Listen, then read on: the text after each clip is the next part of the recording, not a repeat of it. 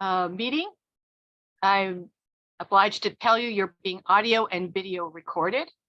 And yeah, let's call the meeting to order. Thank you, Laura. Sure. Councilor Maori, Here. Councilor Labarge, Here. Councilor Moulton, Here. Councilor Nash. Here. Okay, so we have a quorum. I don't see any members of the public. Let me just. Does anyone see any members? No. Okay, so let's move on. I don't see any members of the public for public comment. We've done roll call. So we have approval of minutes from the previous meeting, the October 26th meeting. Move for approval. Second. Okay, roll call, please. Sure. Councilor Maori, Yes. Councilor Labarge, Yes. Councilor Moulton, Yes. Councilor Nash. Oh, Yes. I did distribute the January 3rd minutes. Yes. Although I see that I forgot to upload them to the agenda, so I don't know if you guys had a chance, or I should put them on the next meeting. I did. Those did have to look at be them. approved too, right? If you're willing and able and What? ready. I did look at them. Do they have to be on the agenda for us to vote on them? Well, No. they're on the agenda. No, I think Oh. if people have said it is an agenda item. It's not necessary to have the actual document. Oh, interesting. Right. At least you said that with other things like orders, that's an extra step for transparency that we do. But you know, Okay. Yes, Councilor Nash. Yeah, so I didn't have a chance to review those minutes. I assumed that since they weren't on the agenda that I wasn't gonna, so I spent the time more on the spreadsheets. So if we could push it off to next time, and thank you, Laura, for pulling those together. Yeah, thank you, Laura. So yeah, we'll delay voting on those till next meeting. But thanks to Laura for getting it done.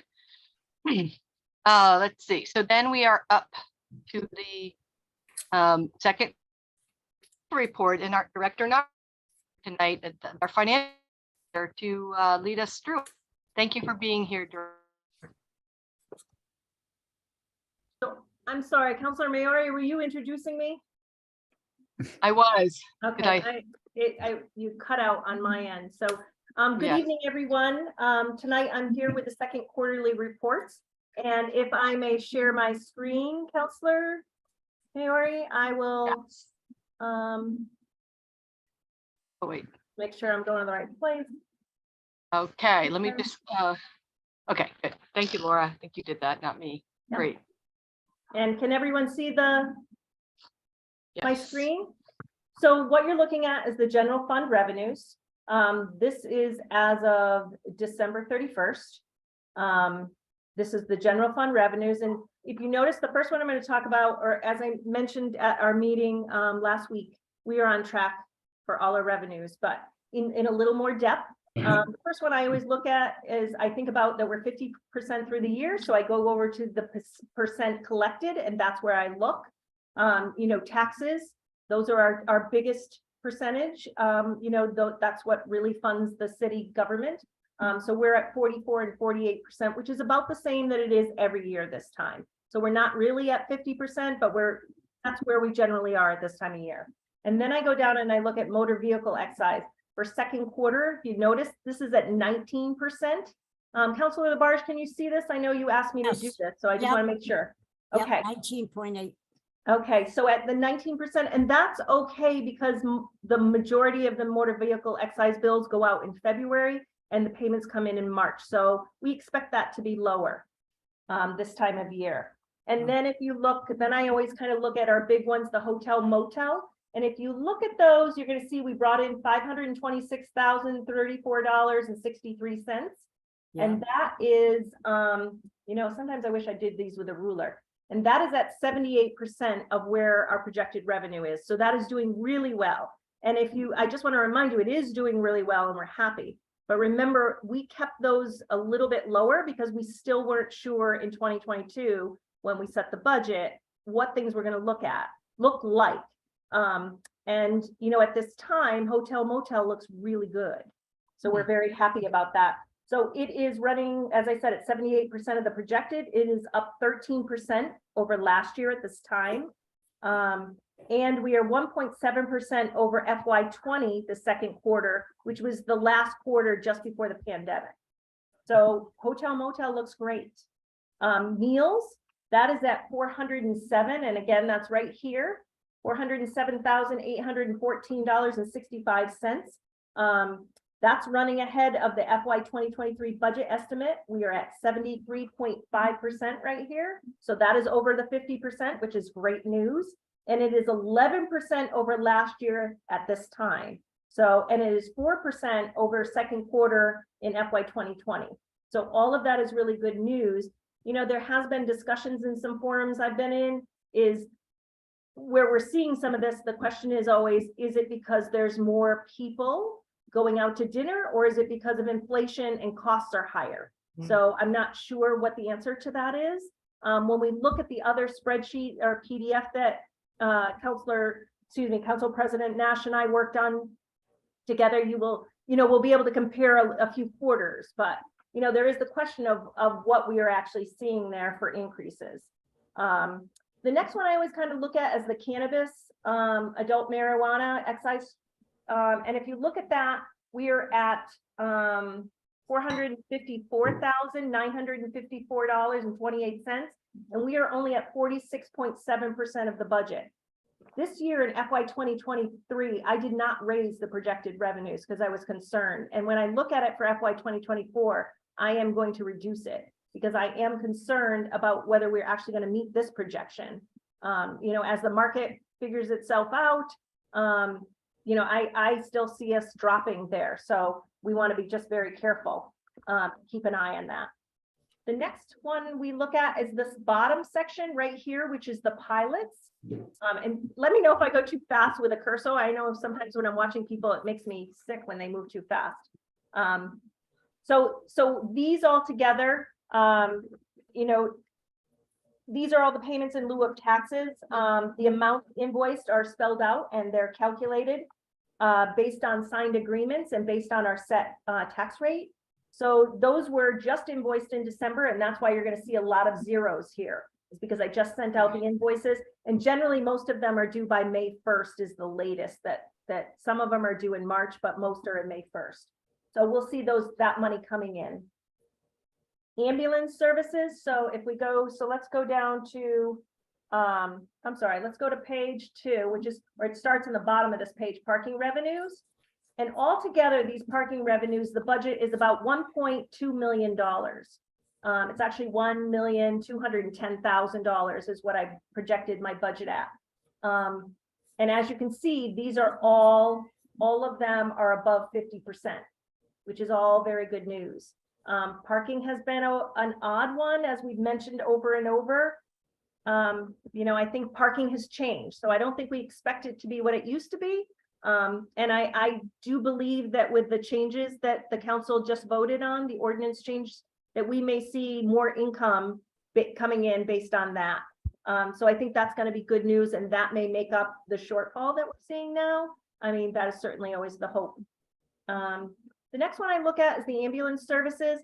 This continues to rise, and I'm always a little bit sad to say that because we all know what ambulance services means, that that they're going out more often, and that kind of always makes us sad, but it is generating revenue for the city. So again, the budget was estimated at 2.4.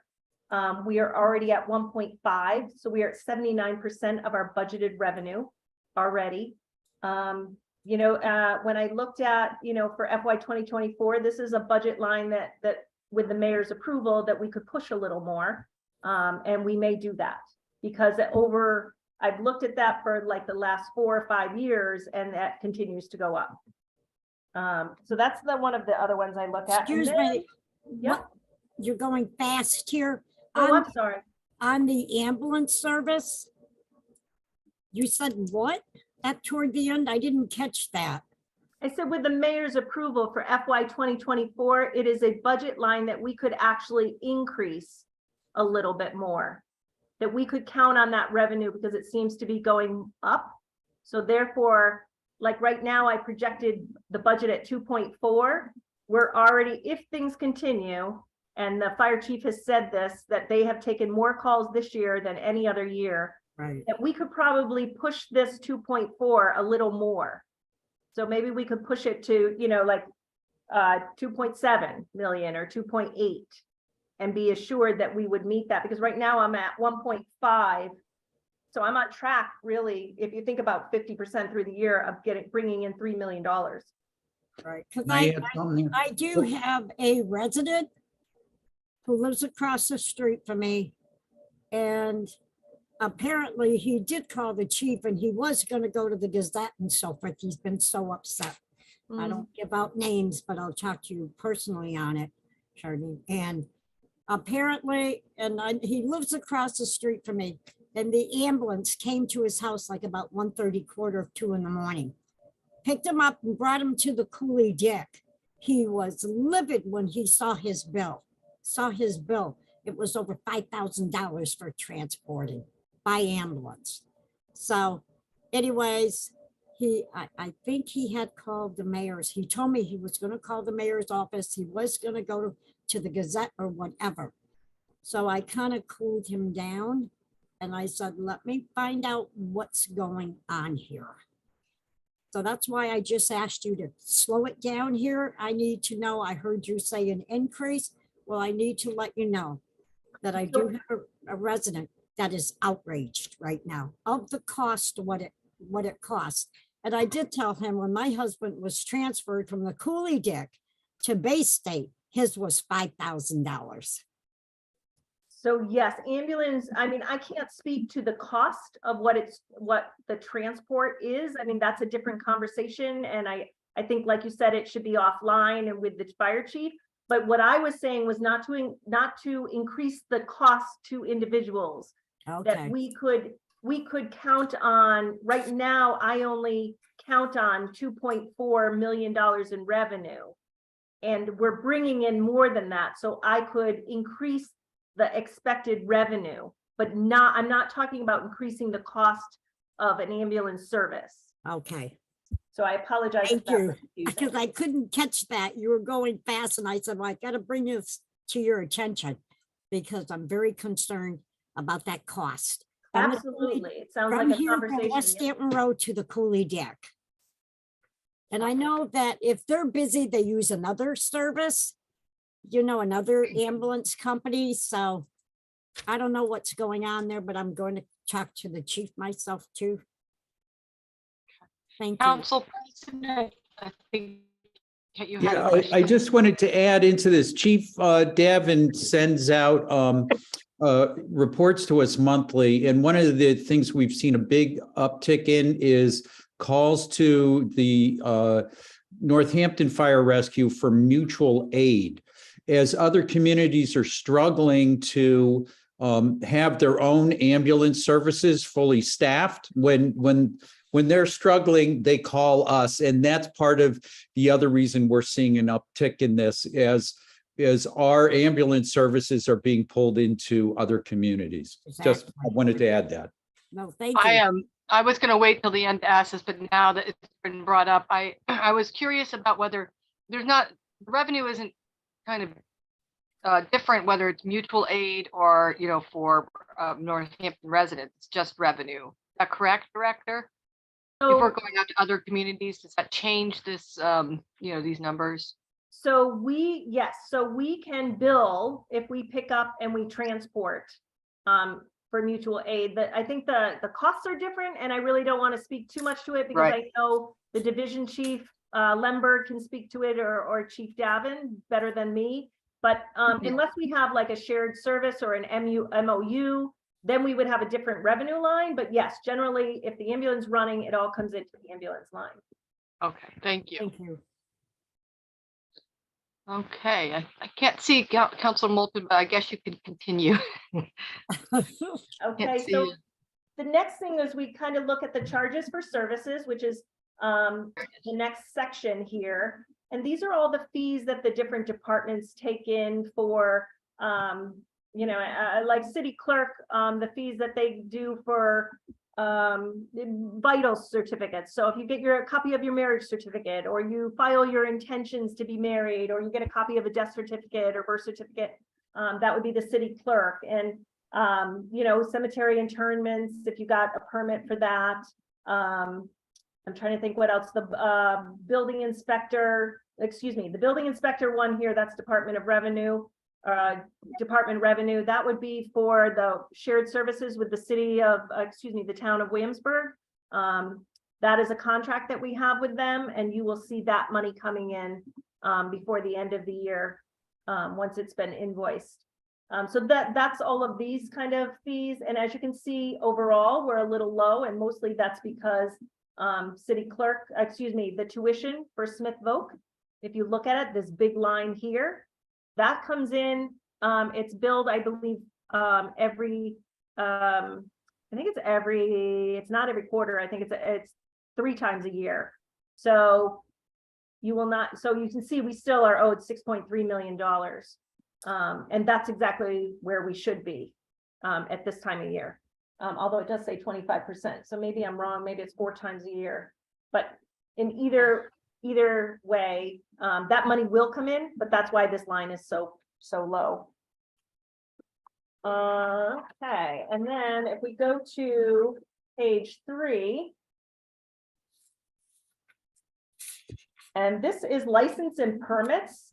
So like all the liquor licenses that went out, the actual, we budgeted 160,000.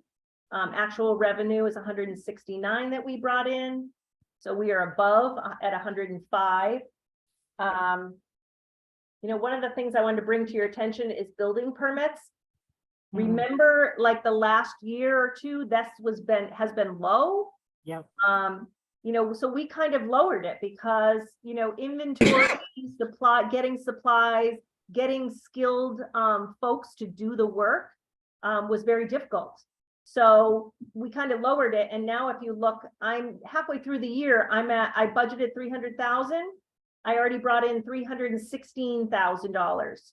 So we are at 97%, you know, of our, am I doing that correctly? I'm sorry, we revised the budget to 325. So we're at 316. So we are at 97% of our budget, which is good news.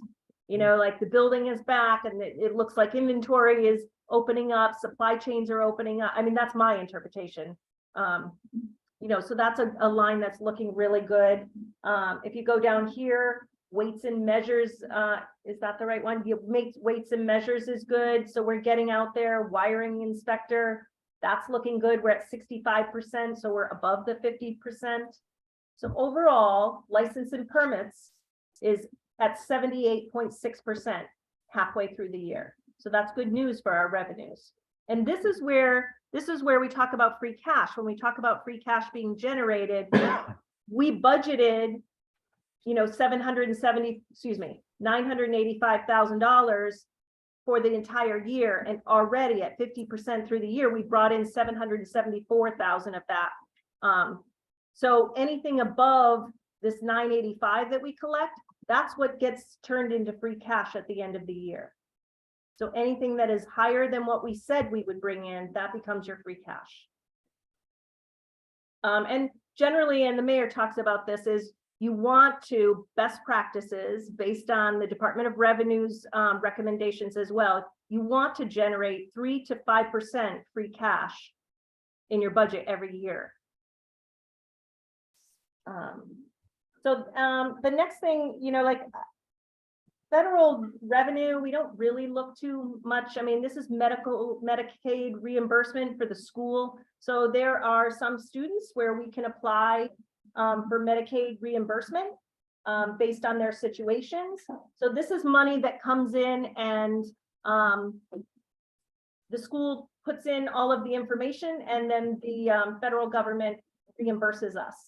So generally we budget about $80,000 because we never know really how much money we're going to get. So I never want to budget more than I think we're going to get, because I never want to have to come to city council and say, I'm short money.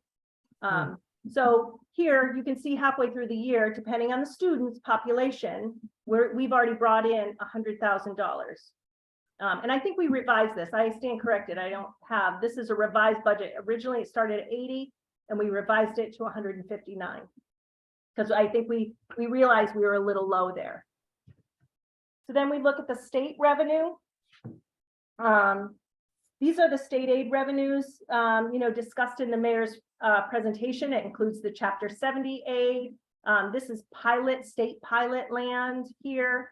And as you can see, this just comes in when they send it in. And generally you will see these, whatever quarter we're in, you're going to see that that's come in. So Chapter 70 aid, we're right at 50%. Pilot state owned land for pilot, we're close to 50%. We're at 49%. And then these other ones, charter school aid, those were all run about where we think they are. The thing is, the state says for the cherry sheet, these are the cherry sheet numbers that we talk about, and you'll hear this in the mayor's presentation next week. These are the numbers that the state believes in the final budget that we will pay either out or we will get for revenue. So this is our charter school aid based on what they thought, and we're pretty close to what they thought. We're at 45%.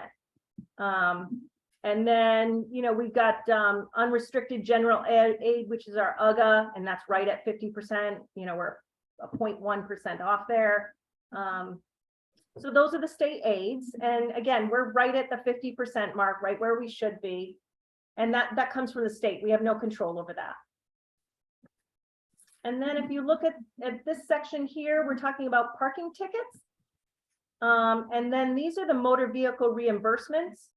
I'm not sure, I always wonder about these, but they have to do with motor vehicle. So that comes from the RMV as well. So here we are again, we're above at 64% for the motor vehicle reimbursements in the RMV, and parking tickets, we are right at 50%. So that's looking good. Seems like we might have nailed that for the budget this year. I know that, we've, the parking enforcement officers, I believe we have 4 full-time officers now, so which is all good news. And then the miscellaneous, there's not much the interest on investments, that's actually higher than I thought it was going to be. You got the Smith charity income, PVTA, 5 college reimbursement.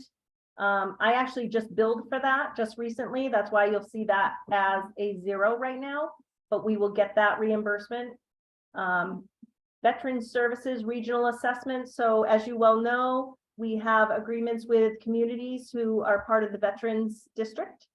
So this is the assessment. We send out bills to them. We have collected 93.3%. So there are a few communities that haven't actually finished paying their invoices, but we will always make sure that we get them. And it's usually by the 3rd quarter that towns finish paying out all those invoices. And that is it for those. And then, it's very hard to see these that's not what I wanted to do.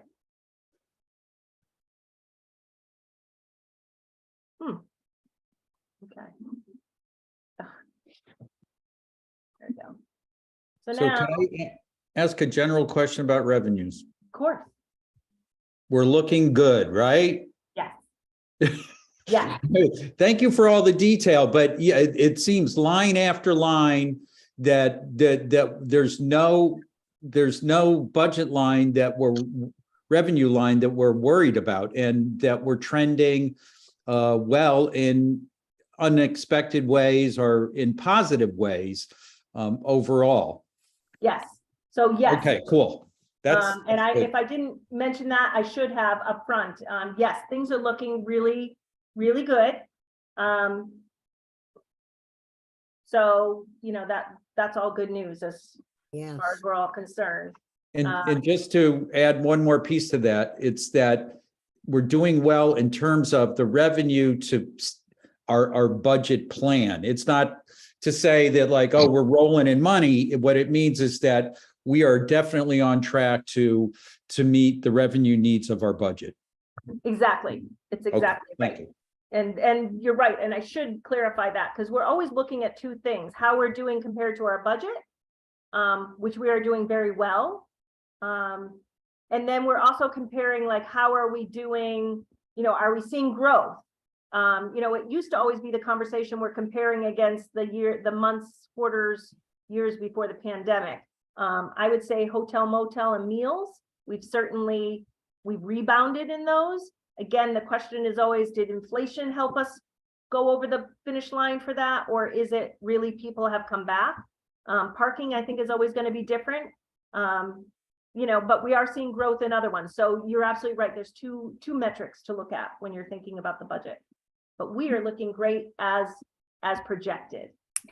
Thank you. Director, so, and I think I asked before that Airbnbs are part of the hotel motel. Could that be part of it? I mean, if there's more available Airbnbs, would that just bring in more people, or the same amount of people just using different services? I don't know.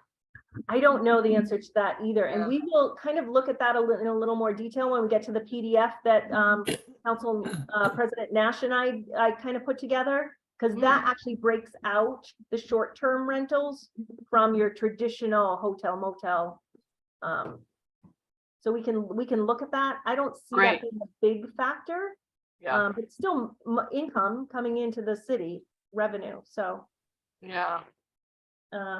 yeah, I'm not sure how people actually look at those in Yeah. the community, and whether there's more people coming in and using, like you said, some people feel better like when they're in a household, environment versus I don't know. Yeah. Maybe they're more likely to visit if there's an Airbnb. I don't know. Right. That's interesting. Yeah. So as far as the Chair Maori, I know you said earlier you couldn't see me. Yes, Can I I- couldn't. So thank you. Thank you for Could I offer a comment and ask a question before we absolutely. leave? And I apologize for not being able to see you for some reason. Yes, please, go ahead. Thank you. Just to piggyback on President Nash, the bright picture here is not entirely unexpected. I think it's partly due to having a finance director and mayor who are sharp and conservative in terms of their budgeting and their revenue projections. And also it's partly due to, I think, an improving economy. So that's largely intended to be a compliment to Director Nardi and the mayor for their budgeting practices. I did have a question about the payment in lieu of taxes. These are not large sums of money, but I note that two of the institutions, the fairgrounds and then the solar array at the landfill, have already exceeded by more than doubled what we had expected in terms of revenue. Can you explain that? Yes, actually, so the landfill solar array, we took in double because they had actually, one of their payments did not make it in before the end of the fiscal year. So that extra $5,000 is actually from the prior year. So that's why you see the extra $5,000 here.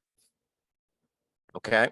And the fairgrounds. And then the fairgrounds. So the fairgrounds is actually based on a what they do for revenue. So it's based on their income and and a formula. So Okay. So it's actually a budgeting kind of for us it's figuring out what they did last year and then adding a little more because we're not sure what the income. The fairgrounds obviously during the pandemic didn't do the kind of business that they do now, like with all sports and all of that. Because of the pandemic, they were closed down. So I think actually Mayor Narkowitz had an agreement with them that they held off on the FY 2021 payment. And then they actually paid that in October. It was due. They told them they could hold off until October of 2022. So that is why you will see that payment coming in. So that's why those are a little bit higher. Generally, you will not see that. Again, it was Mayor Narkowitz working with them during the pandemic to help them out because they weren't generating the income. And then and they do have a minimum in their agreement with the city. So that was why you see that. And then the solar array, because it didn't come in time and we had to ask them for it, and it came in after the year closed. Okay, well, that continues the good news. The fairgrounds was given an extension on their payment. They post-pandemic have been rebounding. They've caught up now, and that's all part of the good economic news. It is. And I thank you for your kind words earlier too. Thank you. And the mayor does as well. And now I can, I just want to say, I can see you now, Counselor Moulton. I hid my self view. So because I don't need to look at myself. In fact, it feels a lot better doing that. You should try it. But I also had the same thought, Counselor Moulton, about, I mean, the finesse, you know, there's a lot of crunching of numbers, but the finesse it would take to hit that 3 to 5% free cash, that takes some experience. That's pretty commendable. Seems like you'd have to do so much research about market trends. I don't know how you do that. It's just kind of beyond. I know. So I have to give a lot of credit to the former finance director, Susan Wright, who really set things up really well. And she's a great trainer, and so I kudos to her, because I think she set up a very good system for moving forward. So I can't take a lot of credit, because I think she did a really good job of making sure that the city's on a good track, and I just want to follow her lead in that. Yeah, well, we've been very fortunate. Shardine, I want to ask you about the boat excise, and also our automobile excise. If I can recall with Susan Wright, which you can ask her, we had difficulties with people with getting their money on their boat excise. And that went on for quite a while, and it was very difficult to try to collect the money from these people. And also with the motor vehicle excise, also, that was a big problem. People owed money and they moved out of the city, and it was trying to locate them. Are we still having that problem? Not that I'm aware of. We more than meet our budget projections for motor vehicle and the boat excise. And the boat excise, if you see, I mean, I saw that. yeah, I mean, they're we're at 80. Is that true? Let me see. We're at 84%. And we're collecting. No, that's not right. Sorry, I'm having trouble going across. Yes, we're at 84%. We've already, so I'm not aware that there's been an issue. Motor vehicle is very difficult because, as you said, so if you move and you don't let the state know, Exactly. if you don't re-register your car, your motor vehicle excise goes to your old address where your car is registered. And then people do tend to get upset with the city, and we send those bills out, but we don't print them like that. All that information comes from the state, and we are just sending out what we were told. So if you have a change of address or you've sold that vehicle, you have to do the proper things at the RMV, like updating your address and changing your registration and doing all those things. Otherwise, the bills go to the wrong place. So yes, when people move, people could not pay, especially if you move out of Massachusetts and you don't pay your motor vehicle, it doesn't catch up with you until you come back. And then you can't do anything else because you have an outstanding motor vehicle bill. Okay. And that's where they'll be like, sorry, not going to let you register your new vehicle because you have an outstanding bill. So yeah, I do. It's an awkward kind of process. But to the best of my knowledge, things look pretty good there. Over the years, I'm looking at our budget, and we've been, collecting very well. So glad to hear that. And if you let me know if you want to ask more questions about this revenue, or you'd like me to go on. Nope. Okay. I don't see any hands, so I think you can proceed. Thank you. All right. So the next one, I don't have a lot to say about the enterprise funds revenue, except for, as Council President Nash and Councilor Moulton talked about, when you look at this, it's good news. We're 50% through the year, so look at, all of these numbers for the most part are above, where we need to be, with the exception of, this one right here, which is sewer liens. And I was looking at past years and we're about the same place we were. So I think those probably come in later in the year. But overall, this whole category on sewer revenue is above 50%, and that's what we want to see. And then again, you look at water revenues. Again, individually, for the most part, we are at or above, with the exception of the water interest earned. And I think that's the one I always get, no water liens. And again, you will see that increased later in the year. But overall, the water revenue that we projected, we are right on target. Okay. And again, stormwater, we're a little bit below, but we're talking 50%. So 0.6% is not a big deal. And not all revenue comes in exactly the same. Again, the liens, as you can see, are a little bit low. But I think those are made up later in the year. And then the same for solid waste. We are above the 50% mark, which is what we want to see, which is all good news for the enterprise funds. Can I ask you on the stormwater lanes?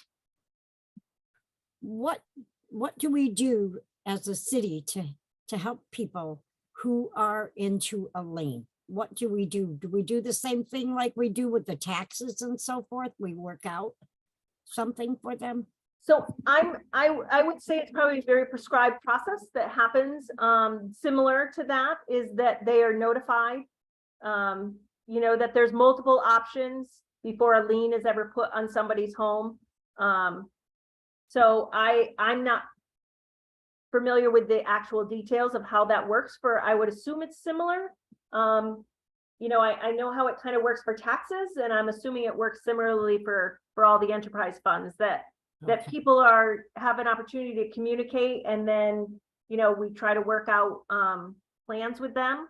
That's my guess. But if you want me to find out more details, Councilor Labarge, I'm certainly happy to do that. I don't want to speak about it. I would appreciate that, because I Okay. know with people with their taxes on their homes, we do have a system to help people. Yep. Instead of taking anything by eminent domain or whatever. I was just curious about that, because there's so many people there's a lot of concerns here. Yes. on the stormwater lanes. Yeah, I will actually find out the process. So I know even, like when we talk about tax liens, there's a very prescribed process that we have to follow. And I know there's multiple steps in there where we try to, make sure that people have every opportunity to get on a payment plan or whatever. So I will find out what the process is for the enterprise liens, and I will get back to you. I appreciate that. Thank you. You're welcome. So I'm sorry, I can't answer a lot of questions about the enterprise funds in detail, but certainly if you have questions, I'm happy to write them down and check in with Director LaScalia on these. Yep. So then the next thing that I always like to talk about is the general fund expenditures. Again, we're looking at 50%. And, when we think about expenditures, now we want 50% at most. And we would like to see this column, the percent used, be less than 50%. And again, this is when we talk about free cash. This is again where free cash can be generated, because we budget, and then the budget is not spent fully for a couple reasons. And generally that has been lately in our personnel lines. So if you look at this and it says City Council PS, that's your personnel line. When you're looking at City Council OM, you're looking at ordinary maintenance. So for looking at your line right here, for the salaries, you're at 51.2%, just over, a little over the budget. When we're looking at your OM, or your ordinary maintenance, or your expense lines, you've only spent 1.1%. And again, your budget is fairly small too. So, when you talk about percentages, you got to look at what size budget are we talking about. Right. But generally, you know, I start looking at and I start tracking all personnel costs. This time of year, I've started a spreadsheet where I'm now checking to make sure that people don't go over budgets. And those that are over or close to, we've had conversations with those departments about what's happening there. Right. You know, in particular, there's not really, you won't see anybody above 50%. And that's really where I want them to be. I want them to be 50% or less. Okay. Could I ask you on city council, OM, what would cause that on ordinary maintenance? So that would be like in your expense line. So if I look at, and I wish I brought my budget book, but if you look at, I'm trying to think of the budget lines you have in there. Do you have training in there or do you have, I think it's paying Scanlon, the auditor. so that would be what you spent there? Well, so the biggest portion of the OM for council is the Audit budget. paying the Scanlon contract, which I'm guessing we haven't paid anything on that yet. Right. Right. And then it reflects Laura getting some office supplies. Right. Yeah. Yeah. But yeah, so that's the biggest portion of the OM. Yeah, and I mean, I'm in the process. I'll pull up the whole expense budget. If I can ever get there. I think it's later in the agenda. Actually, it is. The expense budget? Yeah, for Oh, the council. audit, yes, we can talk more about the audit, but I was just gonna pull up because these kind of wrap up all the things, but you know, when you think of OM, it's all your expense lines. If you have you know, a training line, if you have a travel line, you know, and it's office expenses, as Council President Nash said, that's generally what makes up the $63,000, but the majority of it, which I think is like 58,000, makes up your auditing. Right. And how Like, much for is that. it with city council on training? I would have to look, and I would have to pull it up. I mean, I'm trying to think off the top. I was just trying to think of things off the top of my head, but let me look here. I think it's 4,000 and maybe 2,500. One's travel and one's training and seminar and one's 4,000. Right. Yeah, Right. The let me see, I can get there and only thing I paid out of the budget is an advertising invoice. Actually. yeah. So you have an annual audit as Council President Nash said, that's 54,500. And then you've got training and seminars, which is 2,500. Advertising is $2,100 is budgeted. Office supplies is 500, and then travel is 4,000. So that's really your OM or your ordinary maintenance. It's just your expense lines. So this page, I mean, everything looks really good. And then if you go down, I mean, I'm looking again, whoops, I thought I would go a whole page. You know, we look again, legal services is looking good. We try to keep on top of those invoices. That, you know, that's a line that, you know, you budget the best you can, but it really depends what's happening in the city. So that's a tough one. Sometimes we do really well. Sometimes whatever's happening in the world, in the city, you know, we sometimes go over that one. Human resources. So, you know, that's 56%. And one of the things that you'll see coming up is we will have transfers because, as you know, the city had all negotiations, all contracts were open.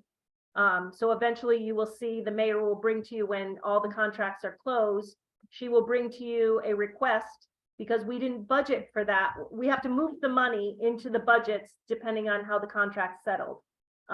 So you'll see that at a future meeting.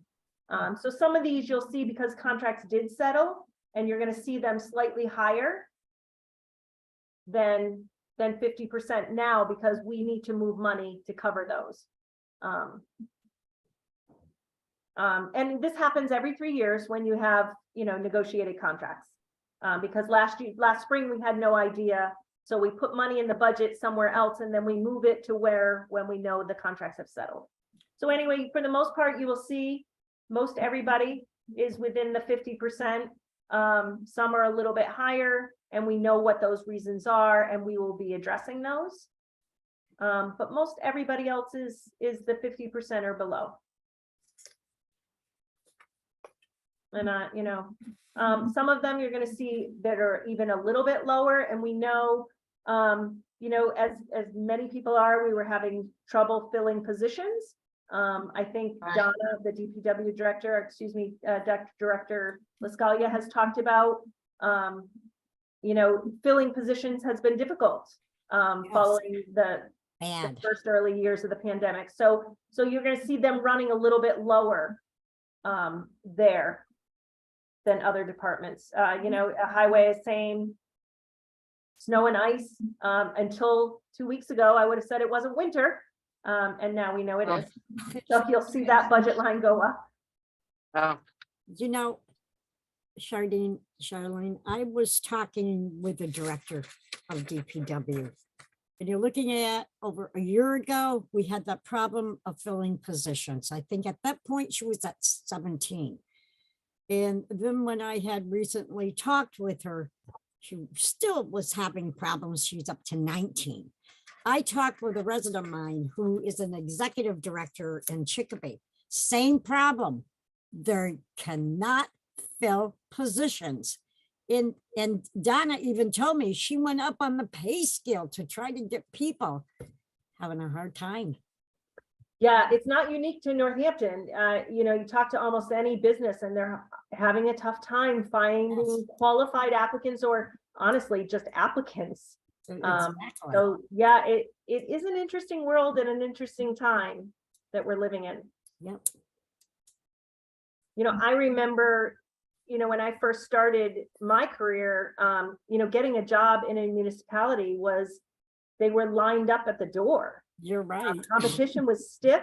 And that's just not the case. And I would say it's also true in the private sector. I don't know where our people have gone. I know, I've never seen it like this. Right. And born and raised here, never seen this happening in our department. Yep. And we are not unique. It's happening across, It the is. country. It's awful. Yep. And I feel bad for Donna because, she had to look for people for plowing and stuff, and she works tirelessly in her department. And, I would like to say, just with these last couple days, I am so impressed, as always, with Director Lascalia and her team, because, even for all of the challenges they have, we had a significant storm, and I Yes. did not notice it when I came down and drove through Northampton. Yep. So, She's I got to amazing. work right on time. Yes. So I don't have much to say about these. Again, like I said, we're really, if you look at Forbes and Lilly Library, you're going to see them running slightly higher, but they are not going to go over. That's just the way we pay them, their portion of the budget. So these will be exactly at 100% when we're done. So for the most part, these all look really good. We're within our budget. Those that aren't, you look at these, we're a little bit ahead. That's one that we'll probably have to deal with. I think workers' comp. Oh, that one was good too. We just got our audit and there was a little more to be paid on that, but then we had some credits. So that looks good too. I was a little worried about that, but then I was informed of the credits, which made that look good again. Some of these, you got to remember, if we're really high, it's because we pay it all at once. So there's no more payments. So if you look at workers' comp insurance, we're now done. We paid that. So anything you see like at 99%, we paid the full amount. So in this one, we budgeted $7,085,854.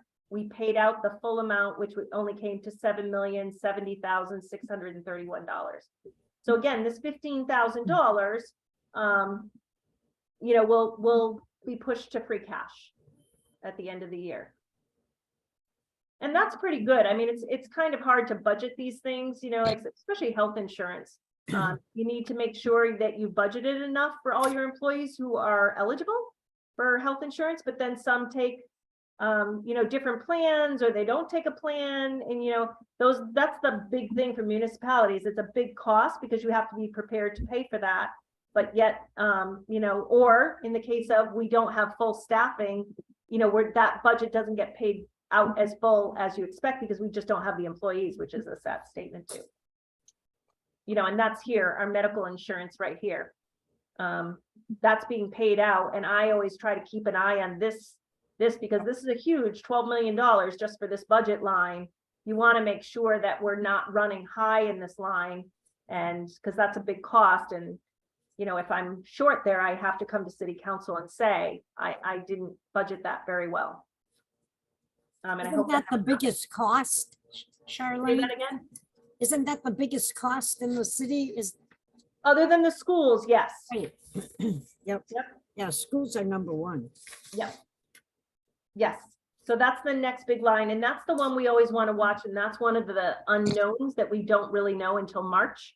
Tomorrow morning I'm attending a meeting on the GIC and some changes that they're making, but we really don't have a good figure for them until March. So it's an estimate. I heard one person say, you should be planning on a 6% increase for insurance. I hope to hear a little Wow. more. Oh, Yeah, yes, I hope sir. to hear a little more tomorrow. It's like that everywhere. I know. So, and that's a big, that takes a big chunk of our budget. Yep. And personnel is our biggest part of our budget. Yeah. Employee benefits. Councilor Moulton, do you have? Yes, have a I question? wanted to ask Director Nardi about the community care department. There's no separate personal services designated for community care, so I'm assuming that is part of the health department's personal services, correct? Yes, so if Yes. I'm just gonna go back there. So yes, it is. So what you see here, and I'm sorry if I'm going back too fast. Where are you? Community care. Oh. So what you saw was just an OM line, and that was because we actually encumbered it, because we actually had contracts that could use that money for the ordinary maintenance. But the personnel was all absorbed into Commissioner O'Leary's department, the Health and Human Services. Yes, so my question is, this was a year, the current fiscal year, FY23, when we were going to be increasing the staffing for community care. The personal service line for health is at 28%. So are we running into problems in recruiting staff for community care, or was the plan to recruit for the second half of the fiscal year? So a lot of her budget and her staff also are paid out of grants. So you won't see that reflected here. So that's part of what you're not seeing. And I know Commissioner O'Leary is working on getting the Department of Community Care up and running. Where they are with that, I think they're in the process, and I think that you'll see more of that the second half of this year. And again, to the reasons for that, I'm not really involved with, other than the money, what's happening with that department. But I know Commissioner O'Leary and the mayor are working on getting that department up and running. And I do think you're going to see a lot more this second half of the year. Thank you.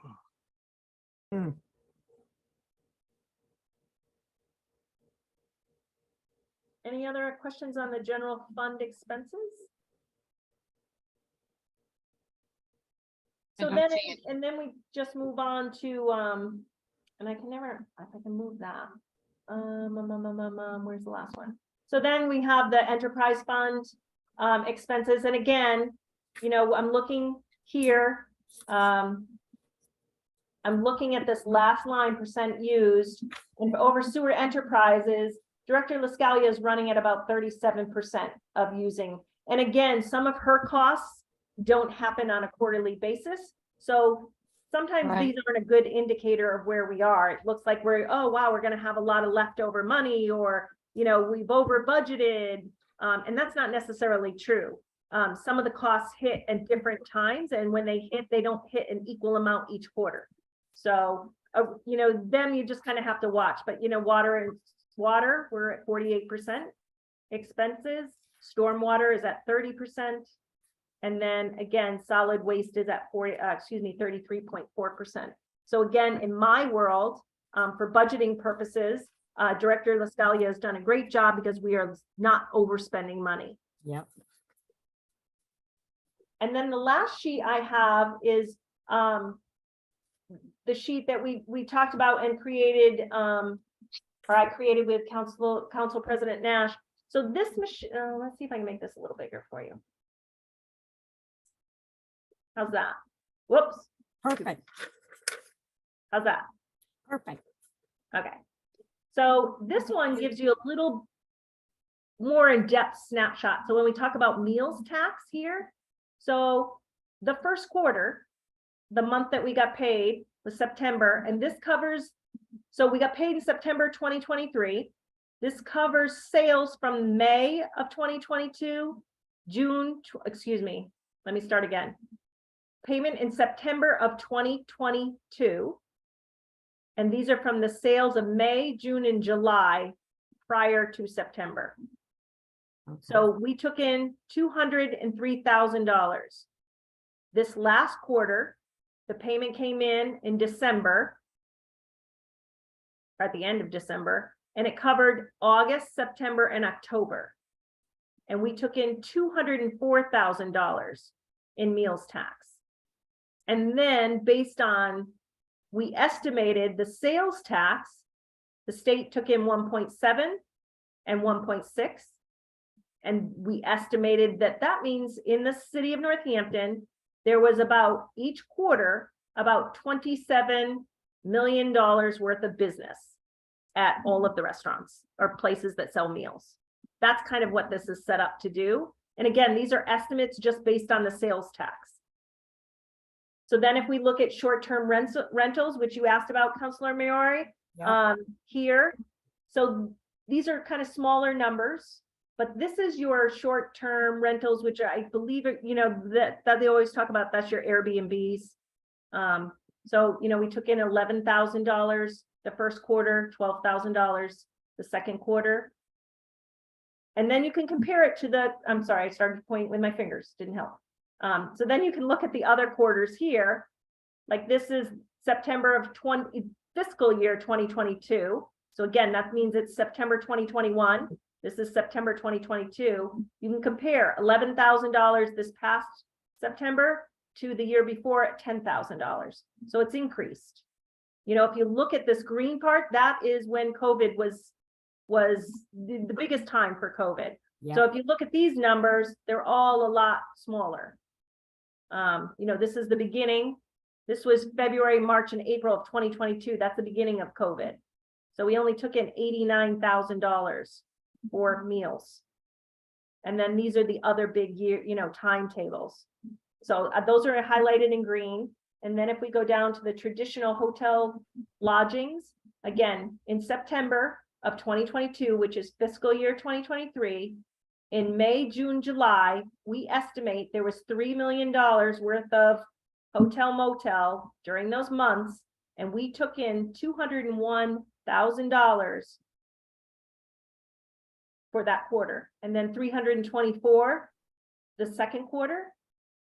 And then you can compare it to the quarters before. This is an FY 2022, same dates, September 21, December 21, these numbers compared to these numbers. Yeah. And they're higher. We are higher than we were last year. And we are certainly higher than we were in 2021.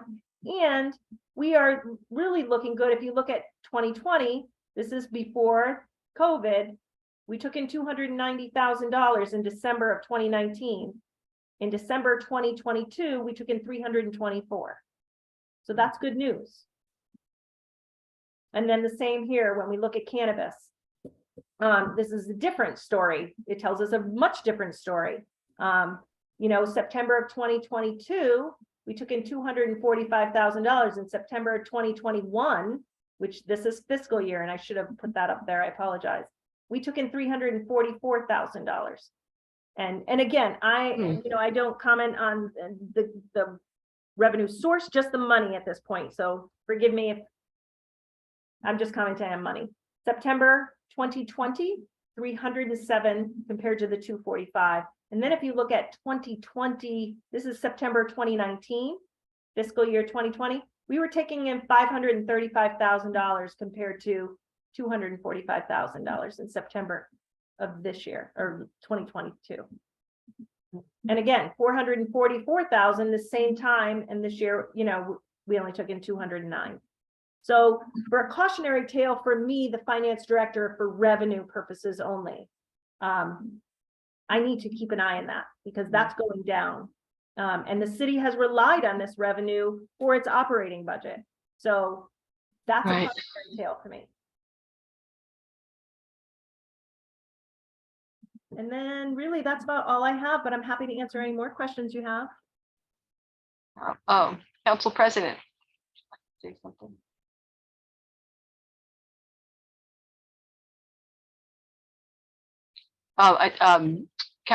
You need to unmute, yeah. Thank you. Sure. Yeah, so Director Nardi, the meals tax, I'm wondering if that includes prepared foods at like grocery stores or at Cooper's or Why? yeah, Big Y and things like that. I'm just curious if you know. I actually, I did read up on what's really included, and I would have to do a little more research because I would assume that Yeah. yes, it does include prepared foods when you buy a pizza at Big Y because you must pay a sales tax when you go to the register. Right. Right. Okay.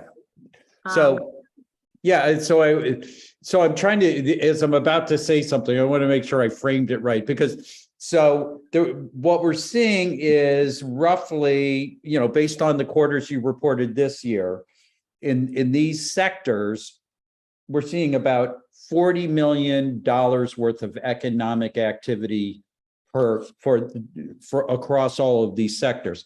Now, some of these, they're not all downtown.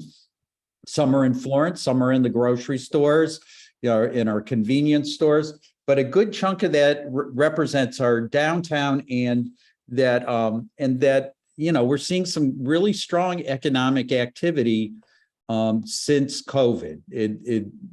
I really like these numbers that it's showing that the Northampton economy is recovering. And it may not be all the way back, but it's doing very strong. And the other thing is, and maybe this is something for us all to be marketing, with that kind of economic activity. I mean, if, let's say half of that, that 40 million, 20 million's happening downtown per quarter. I think if I'm a retailer, I'd like to figure out how to get in a shop downtown and sell some stuff because there's a lot of people spending money and wanting to be downtown. And, that there's a lot of vibrancy here and that, to encourage, businesses to join that vibrancy and take advantage. We have a very, despite the some of those empty storefronts, there's a lot of opportunity.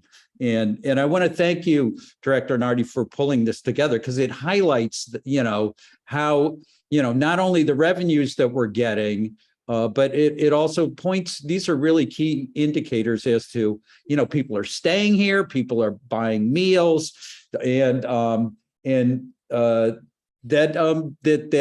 those central pieces of our economy are actually doing pretty well. So I really appreciate these charts you put together for us. You're welcome. And Susan Wright, former director, Susan Wright, finance director, Susan Wright always said, as downtown goes, so does our revenue. So she was always a firm believer in supporting the economics of the city because that is a driving force for our local revenue. And she, that was always her mantra. Make sure you take care of your downtown area because that's where our money comes from. So I know Chief of Staff Wolf and Annie Lesko, the licensing and economic assistant as well, really focuses on that stuff. They're all trying to do great things to bring people down. Yeah. Yes, Councilor Moulton. Along that same vein, I mean, one figure that is very eye-opening to me is the most recent report of estimated sales for traditional lodging hotels.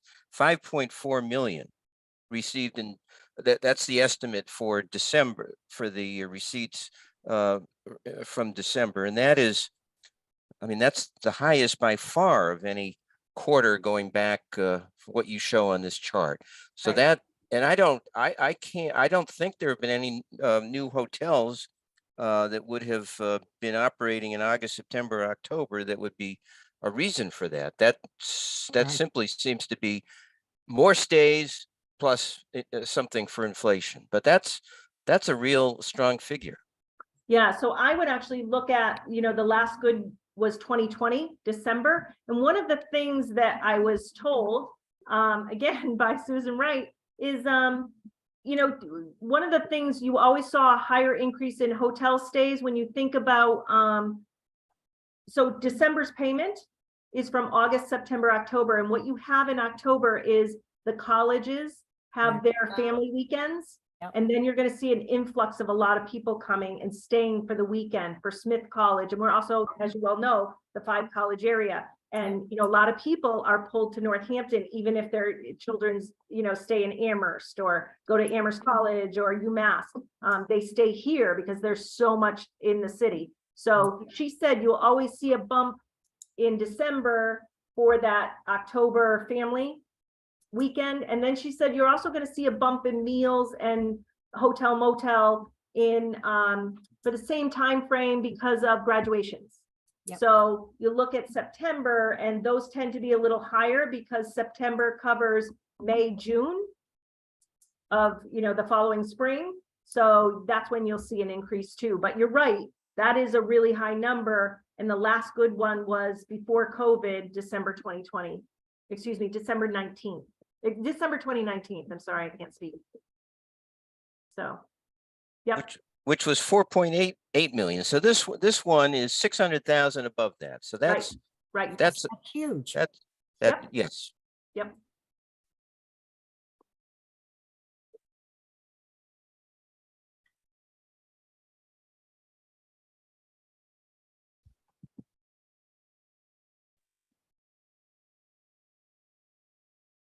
So if there's no other questions,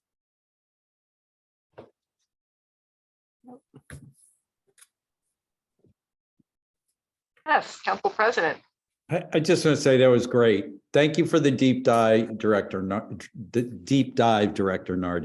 That's pleasure. it never gets boring for me. It's just like, oh yeah, that's right. I remember that. It's like it refreshes my memory of how well things are put together for our city here. So thank you. you're welcome. Right, and I found that last table very helpful, the way it was organized and Exactly. color coded. Yes, Vice Chair. Did you have a question? For who? Oh, I thought you were raising your hand. I did. Yes. Wanted to- Okay, go ahead. Thank you. I want to thank you very much, Charlene, for doing this presentation. Going slower really makes a difference. And I have to say with Susan Wright, you couldn't ask for a better leader to learn. I've worked Agreed. with her for many, many years. Ms. Annie right down the line. Susan is unbelievable. I could call her, go in her office, sit down, learn from her. And boy, did I learn from her. And I can see it in you. You're following her. Thank you. Absolutely. Yeah, thank you. I agree with you 100%. I have great respect for her. Yeah, that's great. So Director Nardi, our next agenda item is about the audit procurement process. Are you able to hang on just a little bit? I think we can kind of keep it succinct, but just Okay. kind of share with the other council members what you and I touched base about. Sure. Great, thank you. So so that we're on to the discussion of the independent audit procurement process. You're right. Do you want to just speak to that, Director, first? So, yeah, so because this was on the agenda, I did a little research and, I understand you have it on your agenda because the last contract that you signed was to cover the 2021 audit, the 2022 audit, fiscal year audit, and the FY 2023 audit. So that means the auditor will be working until June, up to June, well, hopefully up to February of 2024. But according to the charter, you need to sign a new 3-year contract by September 15th of 2023. So many fiscal years. So one of the things that I shared with Councilor Maori was when you think about an auditor, and I was just going to pull up my email so that I could just look at it real quick, but apparently my email hates me now. Was there is no law that says that you have to change auditors. And I know many people feel like there's a need to change auditors so that there isn't, you don't build such a strong relationship with, I don't know, with people in department heads that they're not really doing a deep dive, that they're maybe overlooking stuff. And, I've heard this a lot. And one of the things that I did learn is, well, let me first back up. So there is no law that says you have to change your auditing firm. And best practices, or people will say best practices, you should change your auditing firm every so often to make sure that they're not developing relationships and they're not really doing their job. Honestly, I would say as professional independent audit firms, especially with municipalities, they have to work with a lot of municipalities and they do not want to get a reputation for that. In addition, most municipal auditing firms, they rotate out the lead so that is never a concern. So you'll have a new person, a new lead, so you do have fresh eyes. You have somebody working separately again with department heads. And I would also say there is a benefit to developing a relationship with an auditing firm. One, the auditing firm gets to know your city. They get to know what your books look like. And as they get familiar, they can do a deeper dive on everything that's happening. Because when they're new, they're trying to figure out the lay of the land. So they do, I'm not saying they do a superficial, I'm not saying that at all, but they're learning. So with the amount of time that they have, they're going to do what they need to do, but they can't take a deeper dive.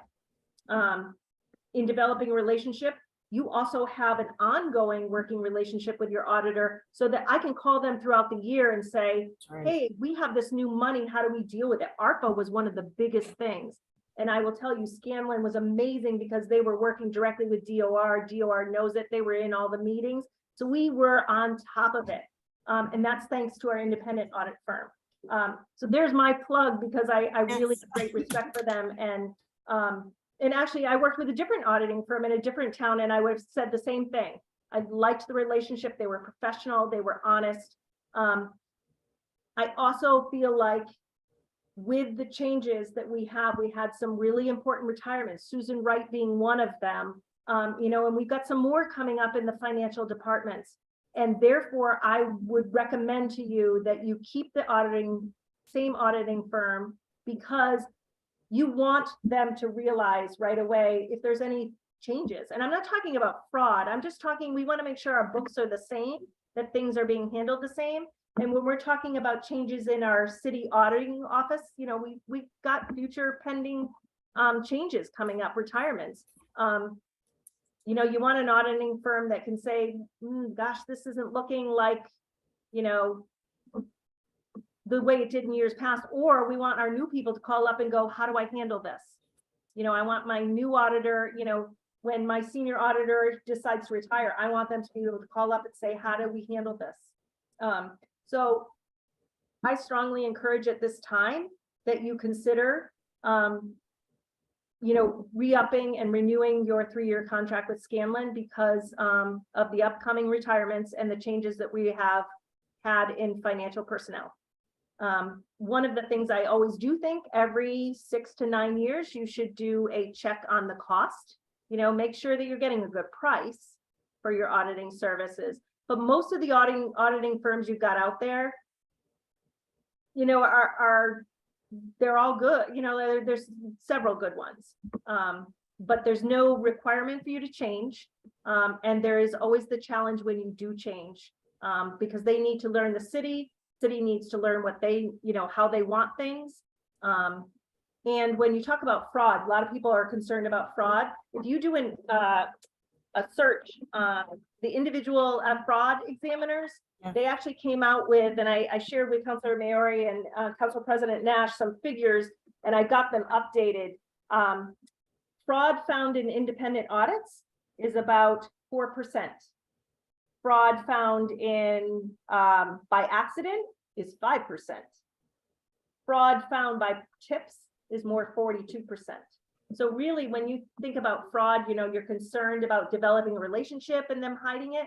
Really, if you want to prevent fraud, you think about bankers, I think they always had a rule where, at least when I started in,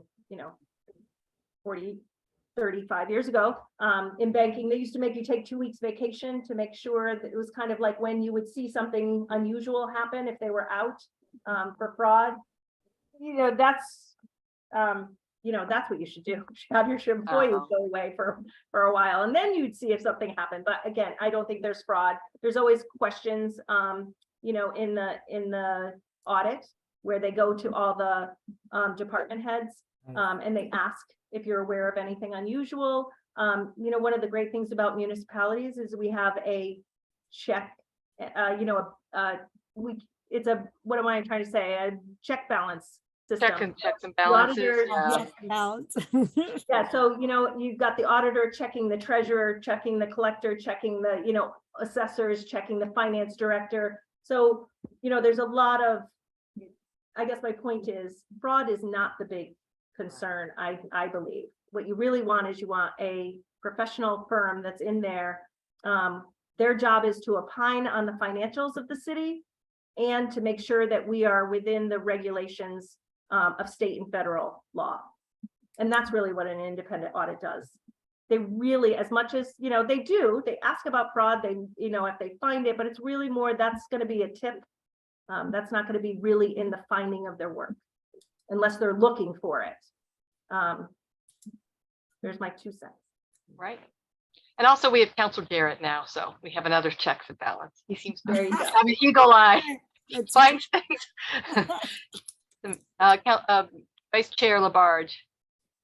Sherlyn, I do know for a fact with Scanlon, and for several years, when Susan Wright would come forth at City Council in Finance Committee, and if you talk with David Murphy, he'd tell you that, she would tell us exactly how well they served our city, period. And that, you're right, she did say how she could call them anytime, and they would be extremely helpful and come right down and help her in any way.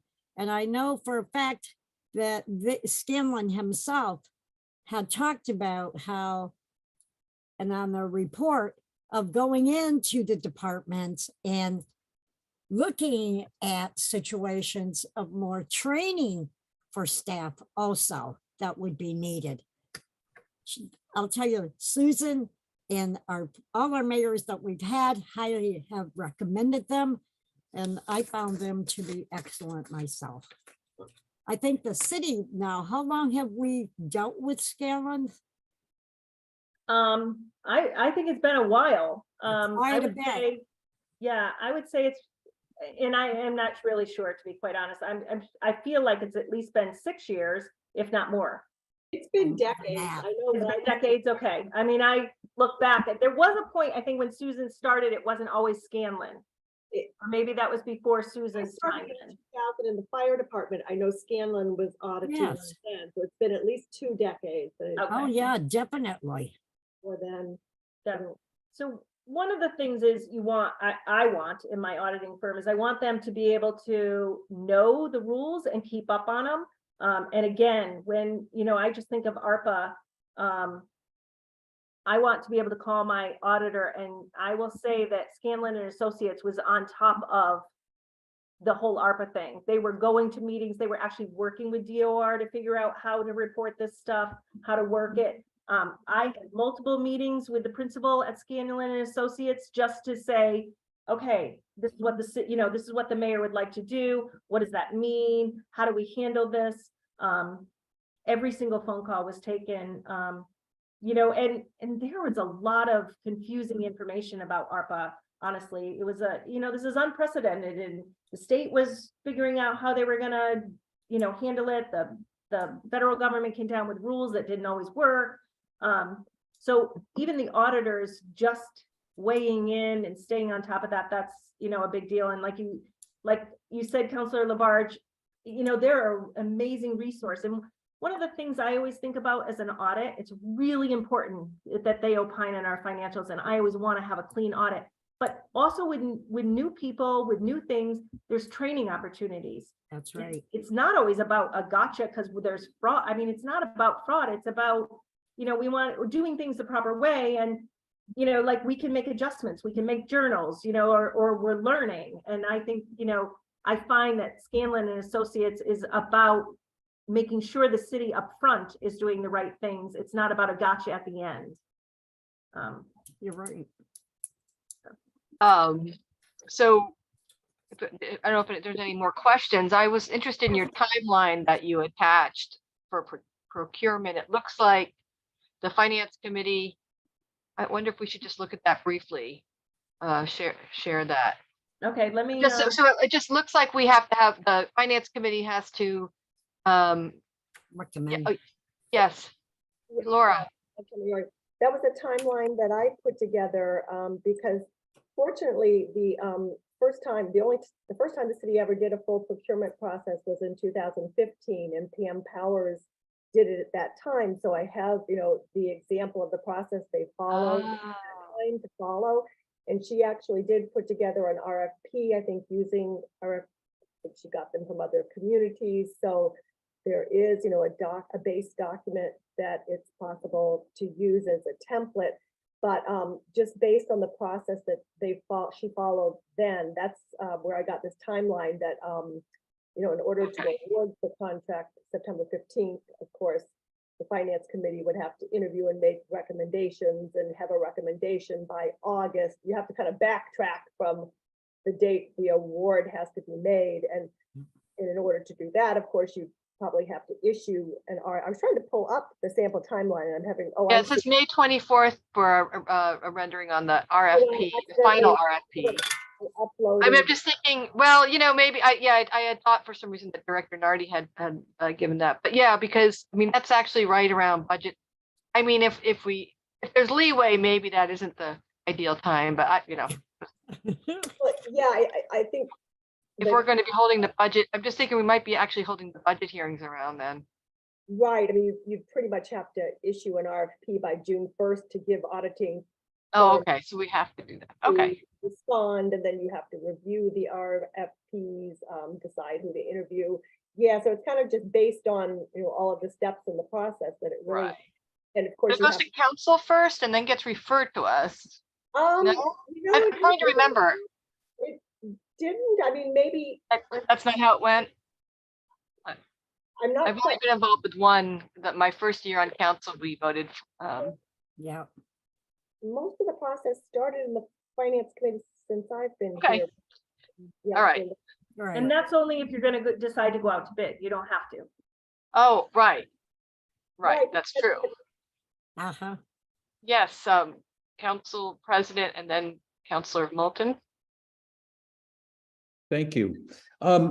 So, Director Nardi, should we, so what you shared about Scanlon, it weighs heavily on me. And I think that,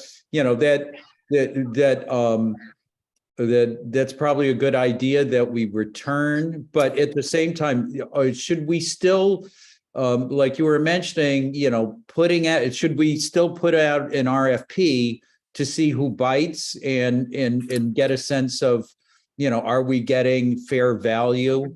I expect we are, but should we still go through that process as Laura has laid out how it was done back in 2015?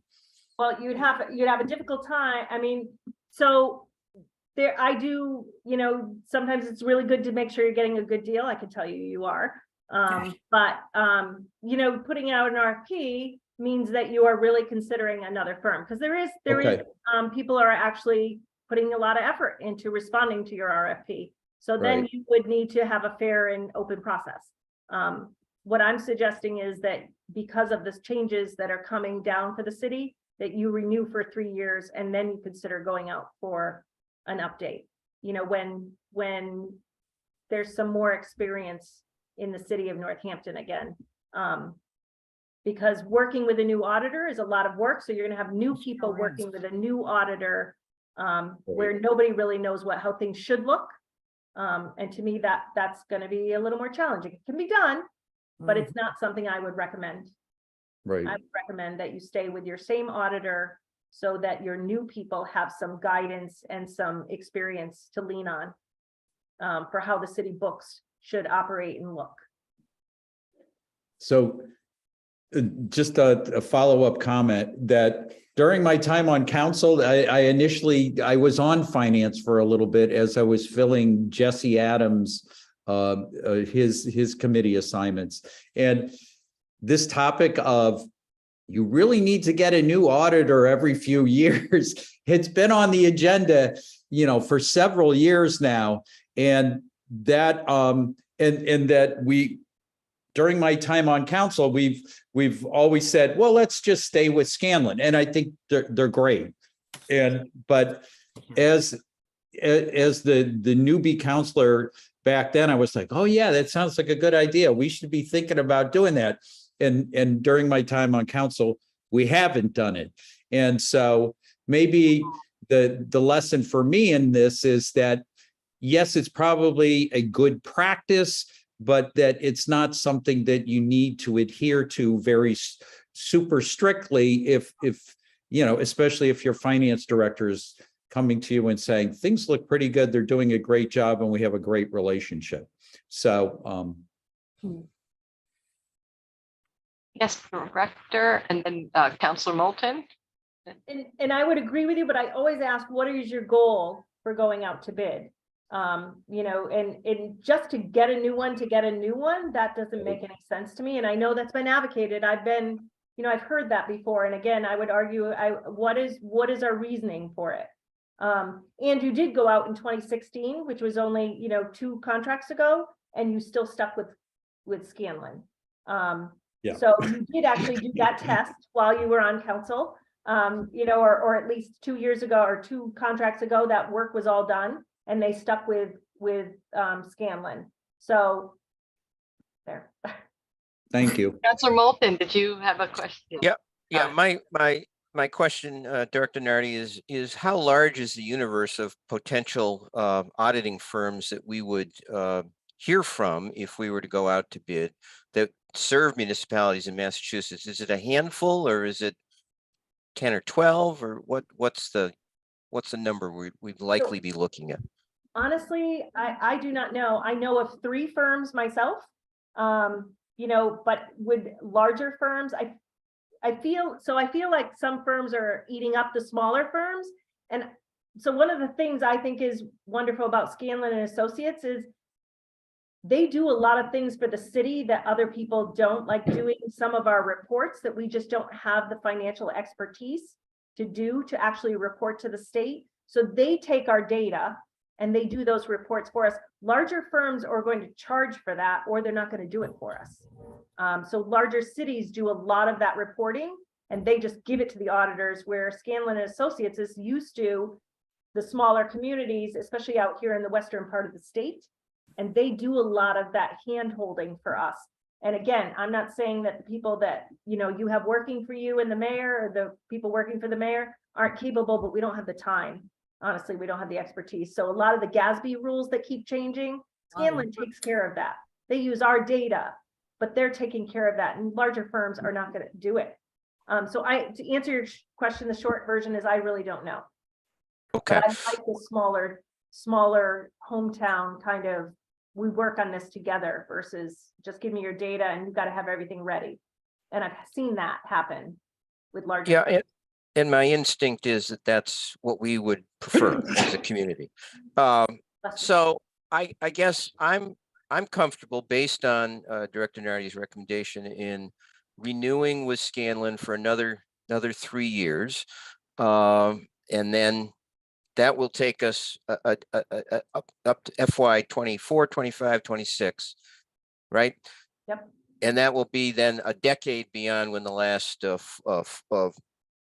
you know, full-fledged procurement process was, and at that time, perhaps the council will decide that another full-fledged process is in order. But for this one, I'm happy to make the motion that we renew Scanlon for another 3-year contract, And I'll second that.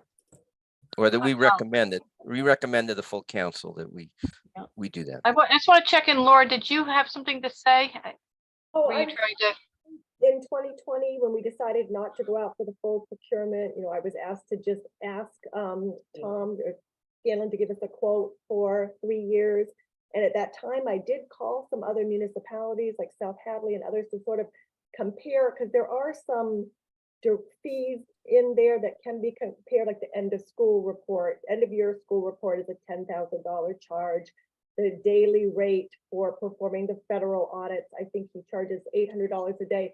So there are some apples to apples charges that you can compare to other communities. You know, the fee for the basic financial statements is a little harder because I think population size of the community comes into play. But anyway, so I mean, that's something I could do if we didn't do a full procurement. That would just be another what I think that would be great information, just because I think that full council might ask that question. It probably will. I mean, not full RFPs, but just kind of just a framework for. But yeah, it's hard because of, as what Director Nardi just said, is that there's services built in there that will make it more apples to oranges potentially. But you're talking about some sample services that are. So Director Nardi was just saying that Scanlon performs tasks that are services that others might not. That's right. But if you look at it, if you break it down by services, maybe there's some comparison. I think that's a good question. I think, you know, full council, I don't know if we're even going to talk to full council about it, but anyway, it might be a question. But it sounds like we have, you know, as the finance committee, you know, Council Moulton put a motion on the floor. And I second it. And right, it was seconded. So I'm just thinking about this process. Do we vote to recommend? Yes, Council President. Yeah, I think that the idea of getting a little more information as to, you know, getting, you know, an estimate of, you know, what the services are going to cost. I intend to vote in favor you know, of, but I think let's get that information, you know, let's get an estimate and maybe, you know, Laura could do a little poking around and just, you know, get us some apples to apples that might be helpful, just so that we can report back to council and to constituents, you know, we did some due diligence here and, you know, things were apple to apples. This was a very fair price. And then that recommendation, you know, goes to council. Right. Okay, Vice Chair. Yes, thank you. Maybe possibly too, Charlene, that we hear from the mayor also, because she's part of that executive branch. She also is working with you and with Scanlon and so forth. And I think sometimes hearing from our mayor of how she feels, because I know our previous mayor and David Narkowitz also, every mayor that I have worked with, Claire Higgins right down the line, always spoke at Finance Committee in regards of who we are looking at to hire.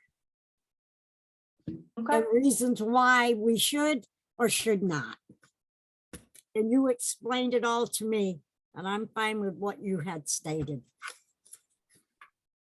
Or, yeah, yes, Counselor Malton? So I just want to be clear, President Nash, are you asking Laura to revive the estimate that she received or that we received in 2020 from Scanlon, or are we asking for a new estimate from Scanlon about the cost of a new 3-year contract? The second, the estimate of what the new 3-year contract. Okay. would be. Right. And Laura doing a little apples to apples work, looking at other municipalities, like she said. Something tells me she knows exactly where to find it already. Okay. Yeah. Okay. Well, in that case, then I'll withdraw my motion for tonight, and with the expectation that we'll get this information probably at our next meeting, and we'll save the recommendation for then. All right, sounds like a plan. Right, I'll put it on the agenda for, obviously pretty soon. And we'll also keep in mind when we receive what Laura's investigation that, Yeah. well, let's all just try to remember what Director Nardi was saying about, services that are provided by Scanlon that might not kind of compare.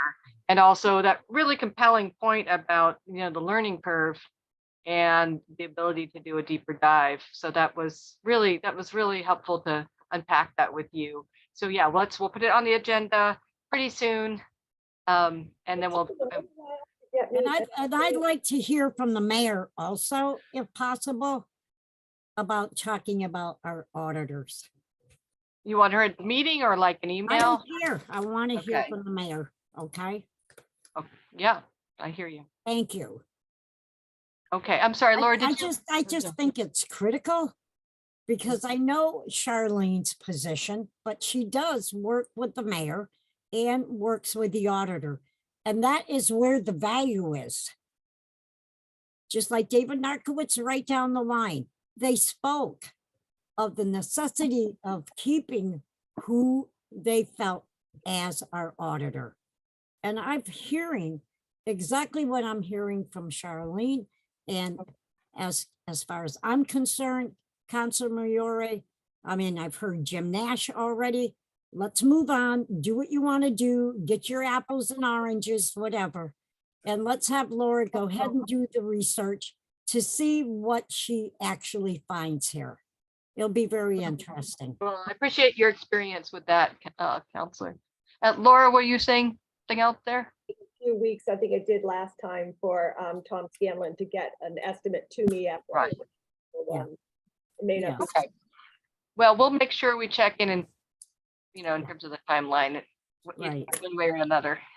so as soon as possible. Okay, well, thank you for your motion and thank you for, Thank you, Laura. holding off on the motion until we get this information and, yeah.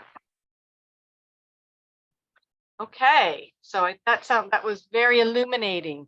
Yes. I think, I guess we already went over the city count, this next agenda item. We What already, is it? didn't we just already go over that? Or is there something, let We me, just went through the the council. city budget. council office budget, or is that, let me, That's for the FY 2024. Yeah, Yeah. this is what council is submitting yeah.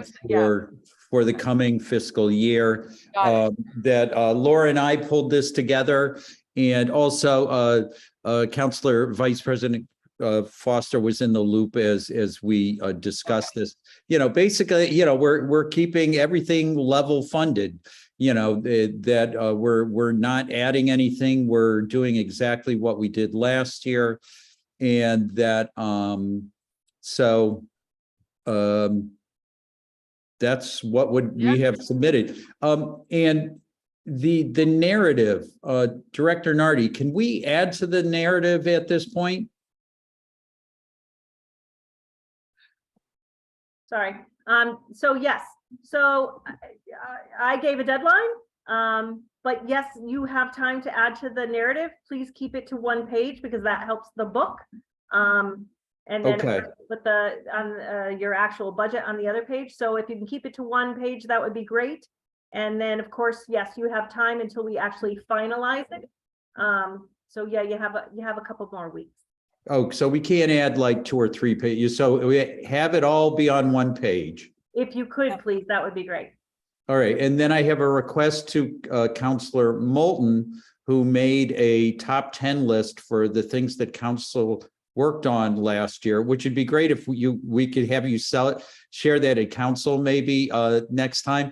But if you could send that over to Laura, and that 10 might be too much for a page, but maybe the top 5 could get on there.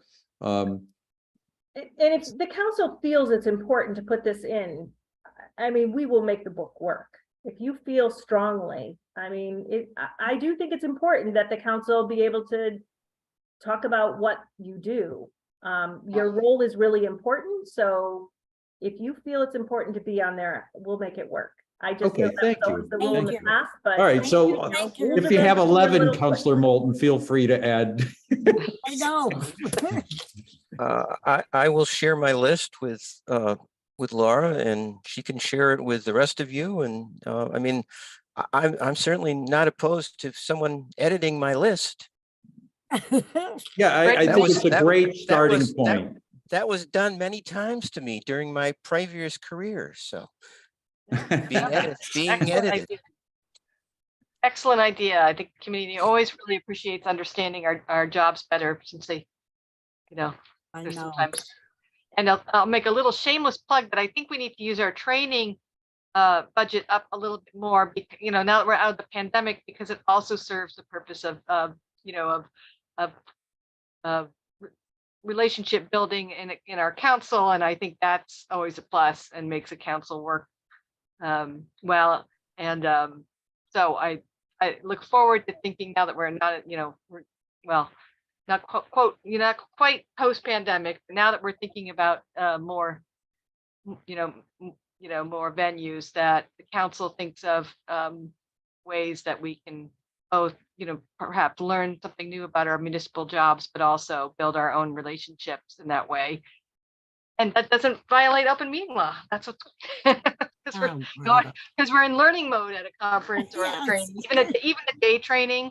There's so many fascinating subjects, and municipal governance it has so many layers that I think we should think about that. But I'm just thinking, is there anything else we have for Director Nardi, or can we let No, her I'm go? fine. Oh, yes, fine. Director Nardi. So I just wanted to share, I participated in a webinar today with the Department of Revenue. And one of the things, if you go to their web page, they actually have a whole training section, since you were talking about training, for new positions. And basically they talk about, if you're on a finance committee, and are you in a city or a town, and these are kind of your roles, or these are things you want to think about, or these are things you want to look at. I will send you the link. Great. It's training at your own, convenience, and their videos and that kind of stuff. So I agree with you, now that the pandemic's over, getting out and learning stuff. But this is another great way from the DOR, which really talks about, what roles are in different positions. And I think it was really helpful tool today that they talked about. So I will share that with Laura, and she can send that out. Yeah, thank you. You. Can you tell I'm envious about you going to the conference, the municipal conference that I missed? But one thing I loved about it was just, the kind of more proactive learning stance you have as a council, which is kind of rare. Usually things are kind of thrown at us and we have to learn quickly, and I really love that. But right, yeah, it's nice to network with people who are in a similar place with you in a city, and how they're handling things and the issues that are coming forth from them. So the MMA conference is an incredible experience, and like you said, in person sometimes you can't duplicate that, but I do think this DOR webinar today was very interesting. Unfortunately, I didn't get to go to the MMA either. The situation I was in, but missed it this year, but maybe next year. Yeah, I know. Okay, good. Thank you for that. Well, Director. thank you, And everybody. thank you for your time tonight. Thank you so much. Yeah. Thank you, Charlene. Good night. Yeah. Thanks. Bye. Yes. Bye. Have a great night. Thank you, you too.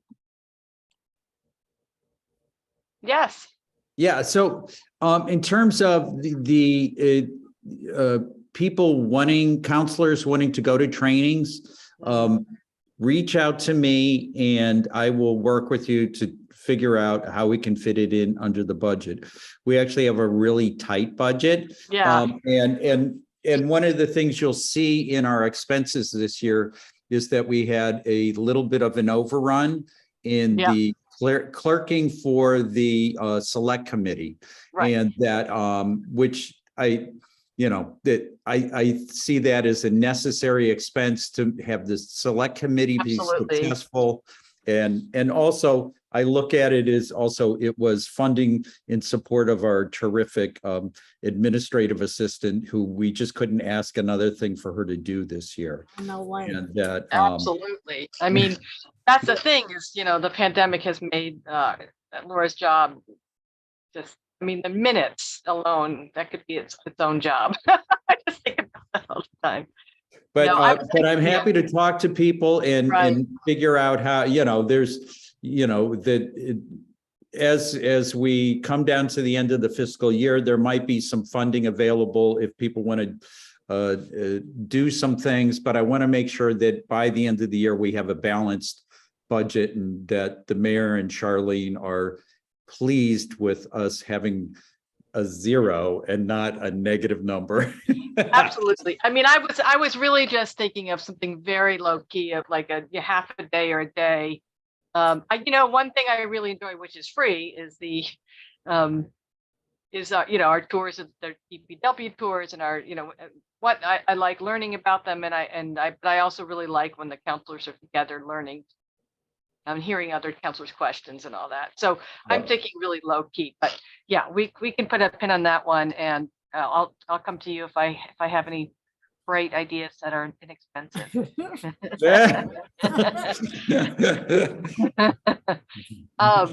Okay, well, let's see what we got here. So anything else on the council budget, That's it. office budget? No, that's it. Okay. So then, and I just was looking at the meeting dates. I don't know why I have them written down. Why didn't I just send them an email to you instead of, I'm a very visual person. So, but I just wanted to just confirm some of our dates coming up. And we'll probably continue the trend, of course, that if, nothing is referred to us and there's nothing before us, that we won't hold the meeting. But why don't I'll say them, and you can, but I'll just send them in an email as well. That's So fine. Councilor Lafarge, would you like me to say the ones we're thinking of? So, I can't hear Wednesday? you. oh, you can't hear me? Yeah, now it's better. Yeah. Well, Wednesday, February 8th. And Councilor, I will send this in an email as well. I don't know why I didn't do that. February 8th at what time? 6. Okay, that's scheduled anyways, right? Well, right. I was just going over the dates just in Okay. case there was any confusion, because I had said something about, luckily I got some help on Wednesday, so I can continue on Wednesdays. Yeah, Okay. I'm just confirming our usual schedule, February Right. 8th, February 22nd. Yep. March 8th. March 22nd. April 22nd, okay. March 8th. Okay, 22nd, April, the same thing or what? let's see, April 12th, Huh? April 12th. Yep. April 26th. Yep. May 10th. May 24th. Yep. Okay, and then June 7.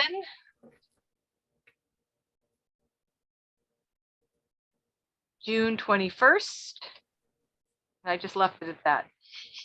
Yeah, okay. But I'll send them in an email. I just wanted to, make sure we're on the same page. I know, I personally don't have a problem with meeting during school vacation, but if something comes up, we can check back in, but I just wanted to have them tentatively on our calendars. And as I say, I'll also send you an email. That's great.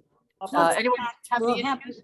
plus the fact we'll be having our budget hearings. and Yeah. so forth. Right. And those are gonna Right, be, so one of those will most likely be one day of our budget hearing. So yeah, we might need yeah. a couple. we'll probably, that's right, we're gonna have to probably have 2 nights of budget hearing. We had 2 nights last year, didn't we? Yes. Yeah. Yeah, Um, it'll probably, I think the 2-night format is really good and. Yeah, I think, So- for us to take it in, I think, if we're really listening, I find that it's I better do for too. me to really be centered and present when people are talking, but anyway. Anyone And have an I immediate problem? apologize for prompting a discussion for something that's not on the agenda. Oh, but I thought it was tangentially there. No, I was going with the tangential there. But does anyone have an immediate problem with any of those dates? If not, I'll send them in an email and then we can, of course, always change them later. Right. And you have any- if something comes up, we work together, we change course. the date. But Counselor Labarge, you don't see anything immediately that's an issue for you. I Right, cannot those answer that right now. Yeah, I'll send it to you. Okay, I think that's, let's see. Right, no financial orders. Can I ask you, when was Yeah. the one in March again? Was it the 8th and the 22nd? Yes, it was. Okay, thank you. Yep. I'll know more in March. And of course, feel free to bring agenda items to me at any point, just because even, I'm happy to hold a meeting for our own agenda items, even if something is not referred to us. Right. So- I also Or like you the feel idea. pressure not to pursue something. Right. I there. also like the idea, Councilor Miore, about training and financing. I think that to me is a very critical form of training.